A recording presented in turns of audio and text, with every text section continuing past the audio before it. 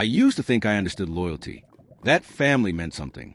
That the years I spent sacrificing for the people who raised me would matter when it counted. But the day I found their will, everything I believed shattered in an instant. It was a Tuesday afternoon 3 months ago when I walked into what everyone called my parents' house. Except it wasn't really theirs anymore. On paper, sure. But I was the one writing the mortgage checks. I paid for their groceries, their repairs, every little thing that broke or needed updating. And honestly, I didn't mind. Not back then. My younger brother Marcus lived there too. 31 years old, no job, no responsibilities, nothing. He'd lounge around the house like it was a resort, expecting meals to appear and bills to vanish. I remember coming back from a grocery run once, arms full of bags, and he had the nerve to ask if I'd cooked dinner for everyone. Not can I help. Not thanks for doing this. Just entitlement. I wanted to be the good older brother, the dependable one, the one who showed up. But that desire died the moment I saw the document. I was helping Dad digitize some old paperwork, scanning files into his laptop, because God knows he couldn't figure out himself. That's when I spotted a folder labeled Estate Planning. My finger hovered over the mouse. I knew I shouldn't look. Privacy, boundaries, all that, but I'd been funding their entire life. Didn't I deserve to know what they were planning for the future? I clicked. The words hit me like a physical blow. Everything was going to Marcus. The house, the savings accounts, the investments I didn't even know they had. Everything. And me?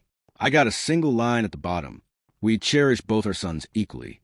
That was it.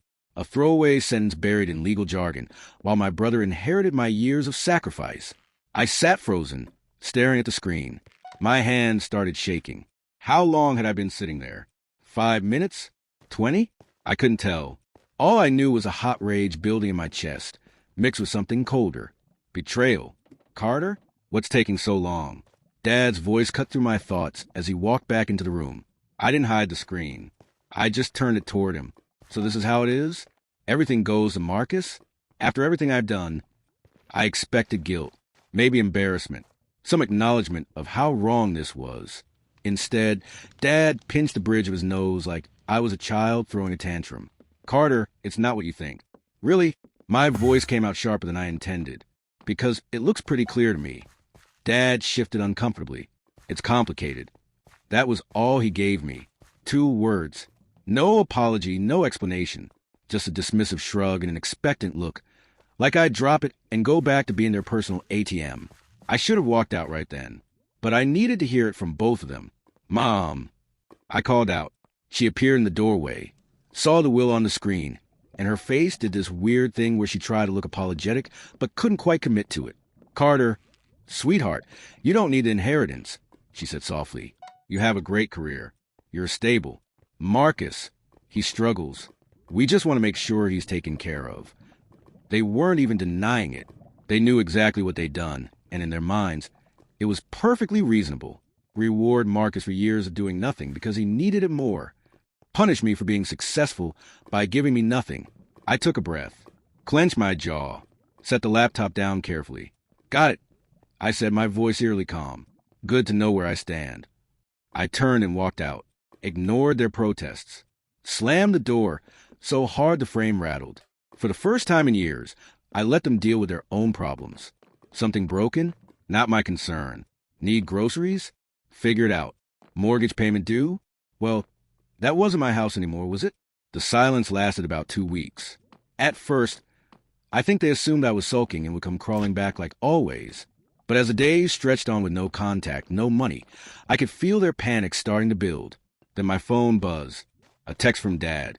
Property taxes are due. That was it. No, hey, how are you? No, we're sorry about what happened. No, we appreciate everything you've done for us. Just a cold, transactional message like I was still their personal bank account they could withdraw from whenever convenient. I actually laughed out loud. They genuinely thought they could just demand money like nothing had happened. Like I hadn't just discovered they'd been planning to cut me out of everything. I typed back, I'm sure Marcus can handle it.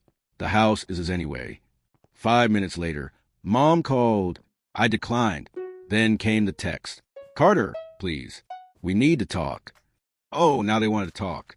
Now that bills were piling up and reality was catching up with them. I waited an hour before responding. Nothing to discuss. You made your choice. Lie with it.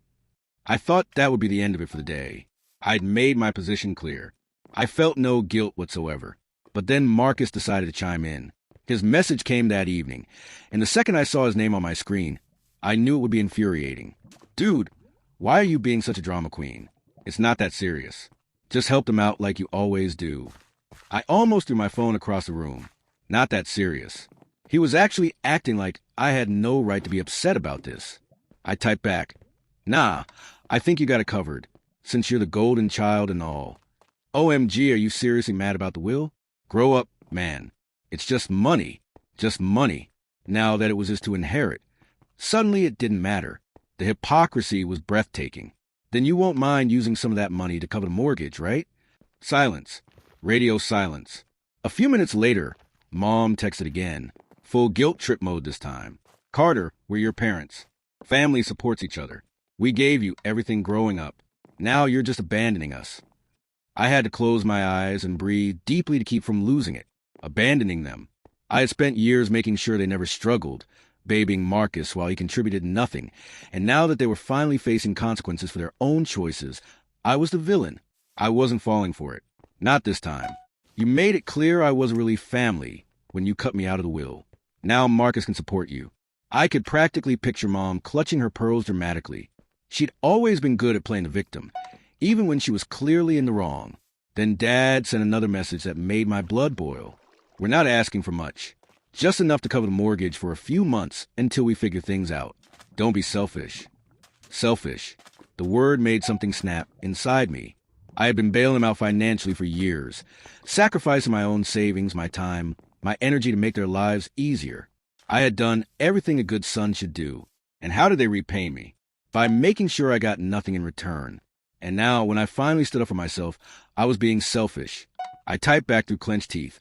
No, I'm done. Then I muted their conversation. They'd made their bed. Now they could lie in it.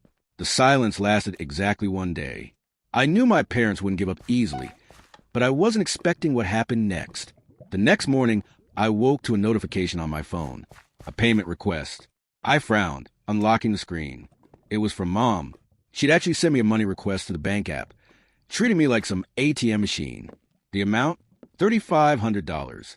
I stared at the screen, half laughing at the sheer audacity. No message, no explanation, just a brazen, shameless demand for exactly what they needed to cover their overdue mortgage. They weren't even asking anymore. They were just assuming I'd cave. I hit decline without hesitation. Not even 5 minutes later, my phone rang. Mom. I ignored it. Then came another text. Carter, I know you saw the request. Why did you decline it? I took my time responding. Because it's not my responsibility.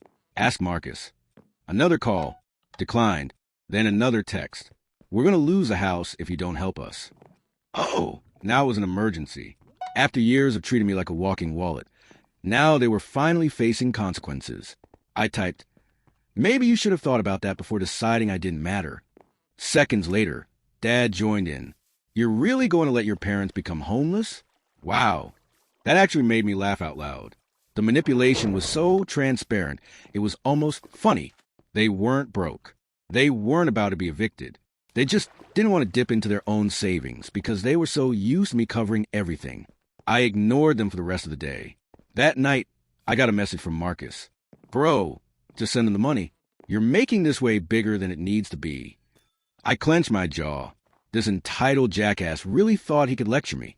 You mean the money you're inheriting? Why don't you send it? His reply came fast. You know I don't have that kind of cash right now. Oh.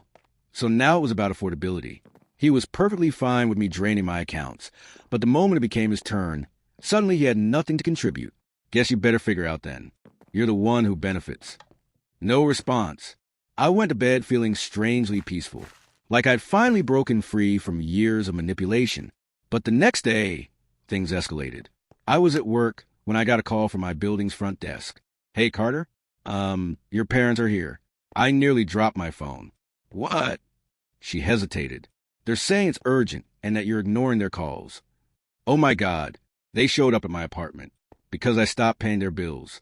I took a deep breath, pinching the bridge of my nose. Please don't let them up. I'm not expecting them. There was an awkward pause. They're being pretty insistent. I clenched my jaw. I don't care. They need to leave. I hung up and immediately got a text from Mom. We're downstairs. Open the door. No question. No explanation. Just another demand. I didn't respond. Another text from Mom. Carter, we're not leaving until you talk to us. I exhaled sharply, standing from my desk. Fine.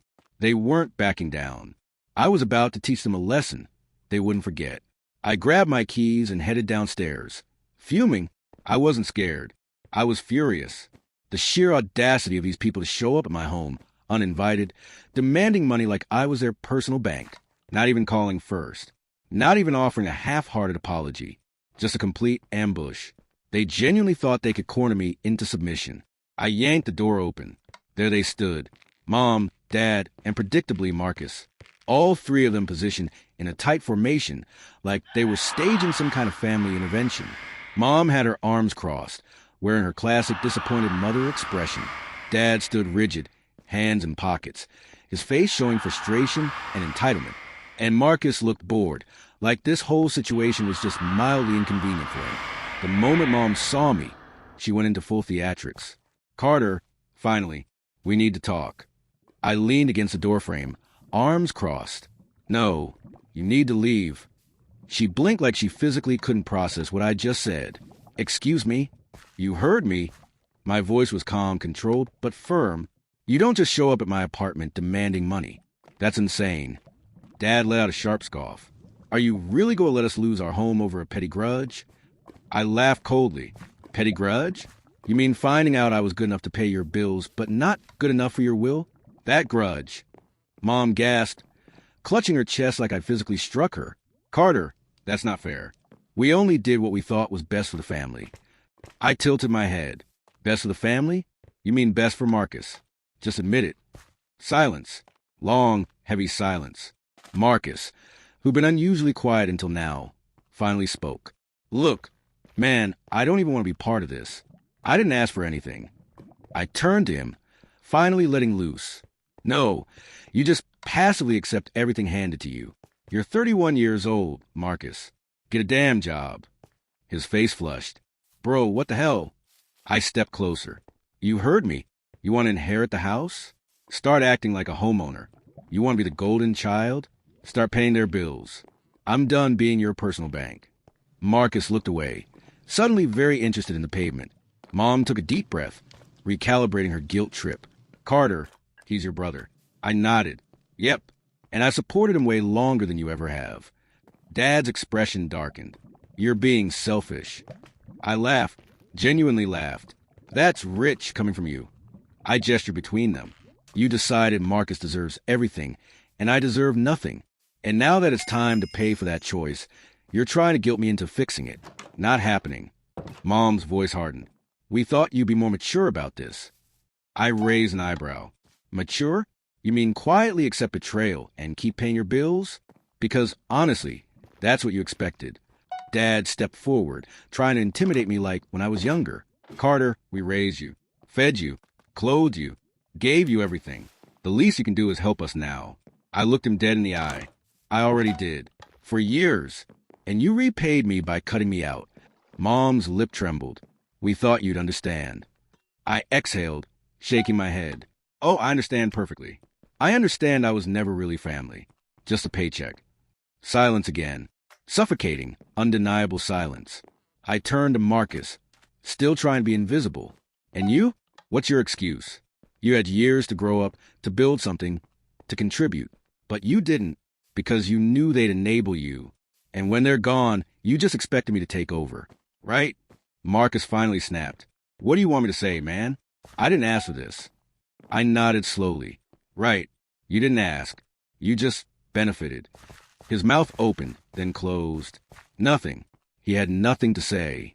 Mom tried one last guilt trip. Carter, we're family. Family supports each other. I stared at her for a long moment before answering. Exactly. So why didn't you support me? She froze. No response. No comeback. Nothing. I let out a slow breath, feeling lighter than I had in years. We're done here. I turned and walked back inside, closing the door behind me. Before I even reached my couch, My phone buzzed. A new text from Dad. Wow. After everything we've given you, you're really abandoning us. I smirked, typing back. No, you abandoned me. I'm just finally accepting it. I sent it, then blocked all their numbers. But blocking them only made things worse. Less than a day later, I started seeing posts on Facebook. My parents weren't exactly tech savvy, but they sure knew how to air their grievances online when they felt self-righteous. At first, I thought it was just typical dramatic behavior. But as I scrolled through their posts, I realized this wasn't just about me refusing to help anymore. The posts were framed as family appreciation, but were thinly veiled attacks on me. Mom posted something about not raising her son to be selfish and how real family helps no matter what. Several mutual friends commented that I was disappointing and out of touch with what really mattered. Then Dad added his own post. So-called family should never abandon you when you need them most. We sacrificed everything for our children, and this is the thanks we get? My son, who should be supporting us in our retirement, has chosen to desert us. He tagged me, added a passive-aggressive, hope you're happy at the end. But the real kicker came from Marcus. I should have known he'd get in on the drama. He shared a post full of lies. Some people think family is just about money. They don't understand that family means love and sacrifice. I'd do anything for my parents, but some people are just too self-absorbed to see that real love means helping the people who raised you. Wish some people could learn what family actually means. Love my parents and everything they've done for me. That was it, my breaking point. I sat there staring at the screen in disbelief. How had it come to this? They completely flipped the narrative. Cast me as the villain, the selfish son who wouldn't support his sacrificial parents, the ungrateful child who didn't appreciate all their love over the years. How dare they? I had always been the hard-working one, the contributor, the one who never complained. And somehow, they convinced themselves they were right. And now, they were telling everyone I was a problem. I didn't want to react immediately. I stepped back, collected my thoughts, and waited a few hours. I wanted to make sure I wasn't acting purely out of anger. But the more I thought about it, the more I realized I couldn't let them distort the truth without pushback. If they were going to trash my reputation, I was going to set the record straight. So I pulled out my phone and started typing. I opened my own Facebook account, the one I kept for close friends and real family, and posted a long update. I wasn't interested in playing their game. I didn't want petty back and forth. What I wanted was to tell the truth. Here's what I wrote. I've been quiet the past few days, but I can't stay silent anymore. My family has been posting a lot of lies about me online. They've painted me as a villain, the selfish one who refuses to help my parents when they need it. I'm setting the record straight. I've always supported my family. Since I got my first job, I've helped with bills, bought groceries, and supported them in every way possible. But there comes a point where constantly giving without respect becomes impossible. For years, I've watched my parents favor Marcus, giving him everything, the house, the money, the attention. Meanwhile, I was expected to keep giving without ever being treated as equal. Some of you reading this might think that's just family dynamics, but the truth is, family should be mutual. When I found out my parents left everything to Marcus in their will, I realized how one-sided this relationship has been. They never considered me. Not once. They've shown me I'm just convenient when times are hard, but never truly wanted unless it benefits them. For years, I've funded their lifestyle. I've paid for vacations, contributed to bills, even covered property taxes. For what? To be treated like a backup plan? I'm done. I'm not just a financial resource they can tap whenever they need something. I'm a person. I deserve respect. I've earned the right to matter, not just when they need something. As for Marcus, it's time he grows up. He's 31 years old and has never held a meaningful job. He's never taken responsibility for anything. My parents have enabled him for so long. It's no surprise he's favored. But here's the reality. He's had plenty of opportunities to build something for himself. Now it's time he stands on his own. To everyone following this drama and siding with my parents, understand there's always more than one side to story. Yes, family matters, but so does mutual respect. I've given enough, a lifetime of support, and I won't apologize for stepping back. This isn't abandoning family. It's finally choosing myself. To my parents, I wish you well, but I refuse to be your doormat anymore. I posted it, and instantly I felt relief. For the first time ever, I was publicly revealing the truth about my family, about how they'd used me for years. how they'd always expected me to rescue them, without once considering my needs. I wasn't going to let their narrative control my life anymore. The reactions were immediate. Some people I hadn't talked to in years reached out with support. Several cousins, family friends, even distant relatives liked the post and sent private messages saying they sympathized with what I'd been through. It felt liberating. Finally having the truth out there, not buried under guilt trips and manipulation. Then came the retaliation. My parents and Marcus went ballistic. Marcus messaged, "You're a traitor. You really had to air our personal business? You have zero respect for family." Dad called, practically shouting, "You ruined everything, Carter. You'll regret this. You'll regret cutting us off. You'll regret turning against your own family." But I didn't regret it. Not for a second. I blocked them completely. I was done. And for the first time in my life, I was free. Free from the toxic control they'd held over me for so long. As the days passed, I could feel the weight lifting. I was done being treated as lesser. Done being expected to fix everyone's problems. And now I finally had the freedom to live my life on my terms. So no, I don't feel guilty for cutting them off. I deserve better. I still do. Moving forward, I'm choosing to surround myself with people who value me for who I am, not what I can provide. It's time to move on. For good. And I will. Please like the video and subscribe for more.